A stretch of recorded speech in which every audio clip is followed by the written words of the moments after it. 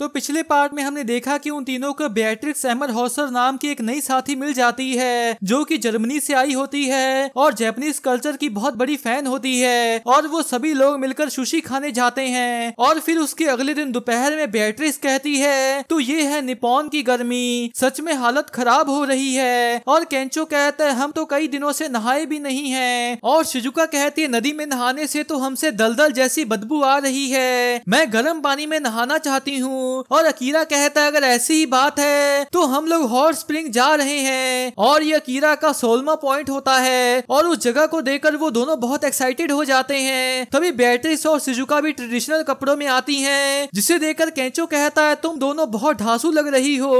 और अकीरा कहता है जब मैं उस कंपनी में काम किया करता था तो मैंने ऐसी छुट्टी के बारे में सपने में भी नहीं सोचा था। और बेट्रिक्स कहती है ये तो एक हॉट स्प्रिंग टाउन है, ज्यादातर यूरोपियन सिटी एक टाउन स्क्वायर के आसपास बनी होती हैं, पर निप्पॉन के हॉट स्प्रिंग टाउन कमाल के हैं क्योंकि वो हॉट स्प्रिंग के झरनों के आसपास बने होते हैं। जिसके बाद वो कुछ और जापानीज कल्चर के बारे में बोलने लग जाती है, जिसे सुनकर अकीरा कहता है उसे तो जापान के बारे में किसी जापानीज इंसान से भी ज्यादा पता है। फिर बेट्रिक्स कहती है वो कहते हैं कि ये प्यार की बीमारी को छोड़कर सब कुछ ठीक कर सकता है। और केंचो कहता है क्या सच में ये प्यार की बीमारी को छोड़कर सब कुछ ठीक कर सकता है, तो शायद इसमें नहाने से मेरी ब्याह के लिए फीलिंग्स खत्म नहीं हो जाएंगी। लेकिन बेट्रिक्स को उसकी वो लाइन समझ में ही नहीं आती। फिर अकीरा कहता है क्या कहा प्यार। इसके बाद वो शिजुका की ओर देखता है और एकदम से ही चौंक सा जाता है और कहता है आमतौर पर ये जगह डेट्स के लिए बहुत अच्छी होती, माफ करना कि तुम भी हमारे साथ फंस गई। जिसके बाद शिजुका कहती है डेटिंग बस समय और पैसों की बर्बादी है जो कि बस टेम्परेरी खुशी देती है। तुम्हें अपने 20s में यूजफुल नॉलेज और स्किल्स सीखनी चाहिए जिससे प्रमोशंस मिले और तुम और ज्यादा पैसे बना पाओ। जब ये हो जाए उसके बाद तुम सोच सकते हो कि तुम्हें एक पार्टनर चाहिए या नहीं। जिसे सुनकर अकीरा कहता है ऐसा कुछ सिर्फ तुम ही कह सकती हो शिजुका, पर मेरे लिए अगर मैं अपनी पसंदीदा लड़की के साथ रहूंगा तो जिंदगी शायद और भी मजेदार होगी और शायद मैं और भी ज्यादा मेहनत करूंगा। जिसे सुनकर शिजुका कहती है ये बकवास है, तुम किसी से प्यार कर सकते हो जो तुमसे प्यार नहीं करती, या तुम किसी के प्यार बन सकते हो जिसे तुम पसंद नहीं करते।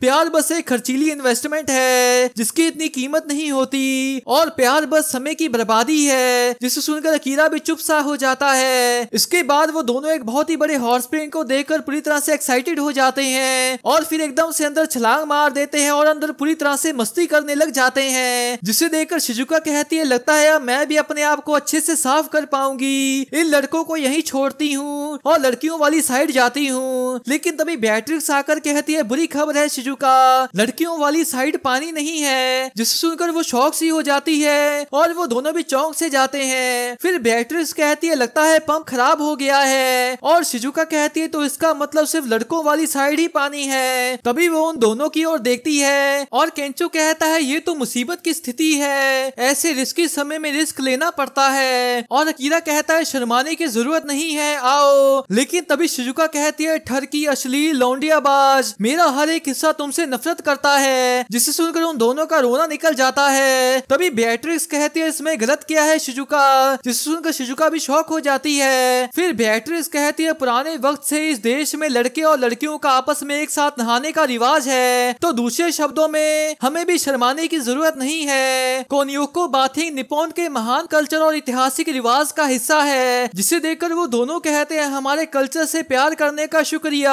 पर तभी उनके पीछे से बबल्स निकलते हैं और फिर वहाँ से एक ज़ॉम्बी निकलकर उनके ऊपर हमला करने आता है। जिसके बाद वहाँ से बहुत सारे ज़ॉम्बीज निकलते हैं और वो लोग वहाँ से भागने लग जाते हैं। और शिजुका कहती है इसका मतलब हम हॉट स्प्रिंग में मजे नहीं कर पाएंगे। और बेट्रिक्स कहती है कितनी निराशाजनक बात है, मैं तो सारी फेमस जगहों को देखना चाहती थी। और केंचो कहता है जब ब्याह बस हमारे साथ नहाने ही वाली थी तब ही क्यों।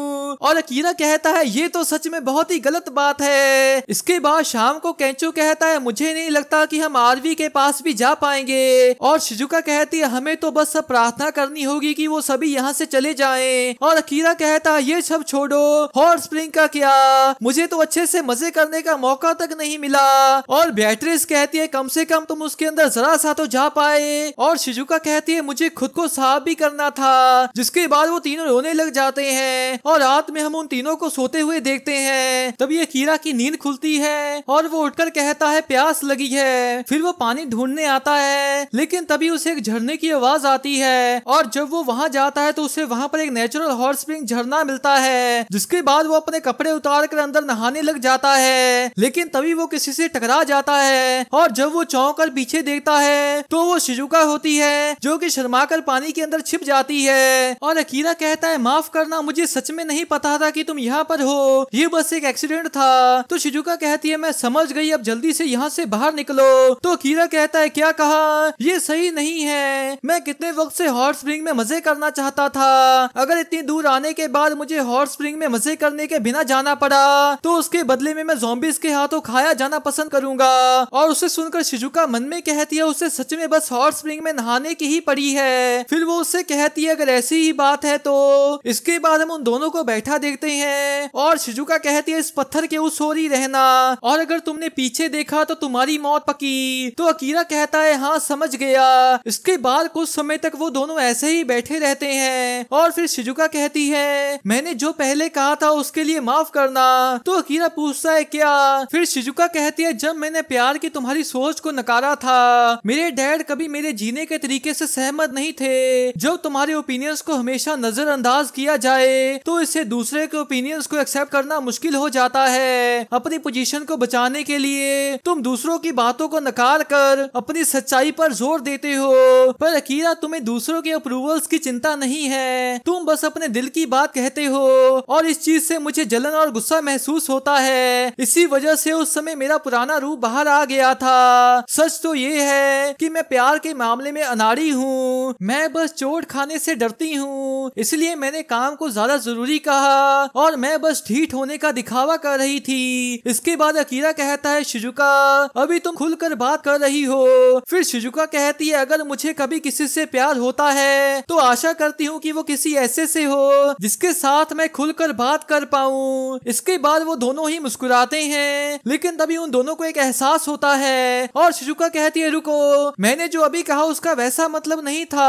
और अकीरा कहता है, तो क्या इसका मतलब? जिसे सुनकर शिजुका भी शर्मा जाती है, लेकिन तभी केंचो कहता है, वाओ, यहाँ पहाड़ों के बीच एक हॉट स्प्रिंग है। और बेatrice कहती है, ये तो एक नोऊ है, एक कुदरती हॉट स्प्रिंग। जिसके बाद वो फिर से हिस्ट्री का ज्ञान देती है और तभी केंचो कहता है, रुको, तुम दोनों इतने करीब कब से हो गए? जिसे सुनकर वो दोनों घबरा कर कहते हैं, नहीं नहीं, तुम गलत सोच रहे हो। तभी बेatrice कहती है, मुझे भी एक हॉट स्प्रिंग में नहाना था, तुम दोनों अकेले ऐसा कैसे कर सकते हो? और केंचो कहता है, मैं दखल नहीं देना चाहता, पर मेरी पीठ पीछे ऐसा करने के लिए मैं माफ नहीं करूंगा, चलो हम भी नहाएं। जिसके बाद वो दोनों भी अंदर छलांग लगा देते हैं और हॉट स्प्रिंग में मस्ती करने वाला पॉइंट भी कट हो जाता है और इसी के साथ ये एपिसोड भी एंड हो जाता है। तो गाइस, मैं होप करता हूँ कि आपको ये एक्सप्लेनेशन अच्छी लगी होगी। अगर आपको ये एक्सप्लेनेशन अच्छी लगी है तो इस वीडियो को एक लाइक कर दें और नीचे कमेंट भी जरूर कर दें। इसका नेक्स्ट एपिसोड अगले मंडे को रिलीज होगा, तो उसकी एक्सप्लेनेशन वीडियो ट्यूसडे या वेडनेसडे को आ जाएगी। तो अगर आप उसे मिस नहीं करना चाहते तो इस चैनल को जरूर सब्सक्राइब कर लें। तो मिलते हैं एक और एक्सप्लेनेशन वीडियो के साथ, तब तक के लिए टाटा बाय बाय।